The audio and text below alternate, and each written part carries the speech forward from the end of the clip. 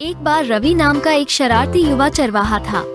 रवि को गांव की भेड़ों के झुंड पर नजर रखने और आसपास के जंगलों में घूमने वाले भेड़ियों से उनकी सुरक्षा सुनिश्चित करने की जिम्मेदारी दी गई थी। रवि एक जिंदादिल और साहसी लड़का था जो भेड़ चराते समय अक्सर ऊब जाता था। एक दिन रवि ने थोड़ी मौज मस्ती करने का फैसला किया।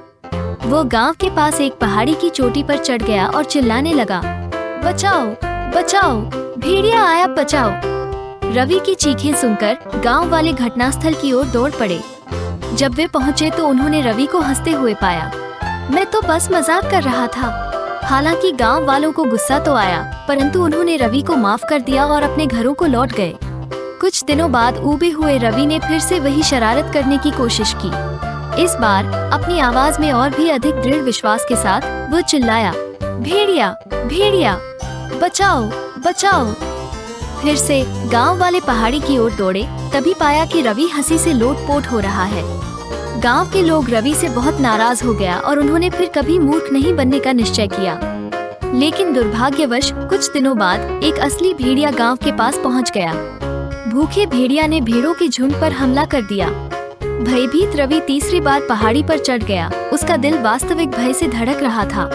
वह चिल्लाया, भेड़िया भेड़िया, इस बार यह असली है, कृपया मदद करें। किसी ने उस पर विश्वास नहीं किया। गांव वालों ने उसकी पिछली शरारतों को याद करते हुए मान लिया कि यह एक और मजाक है और उसकी चिल्लामिली को नजरअंदाज करने का फैसला किया। भेड़िए ने स्थिति का फायदा उठाते हुए भेड़ों को सभी दिशाओं में तितर बितर कर दिया। सूर्यास्त के समय गांव वालों रवि की तलाश में निकले, क्योंकि वो अपनी भेड़ों के साथ वापस नहीं लौटा था। जब वे पहाड़ी पर चढ़े तो उन्होंने उसे रोते हुए पाया। एक भेड़िया आया था, झुंड तितर बितर हो गया है और कुछ गायब है। मैं चिल्लाया, लेकिन तुम नहीं आए। जब गांव वाले को सच्चाई का एहसास हुआ तब तक बहुत देर हो चुकी थी।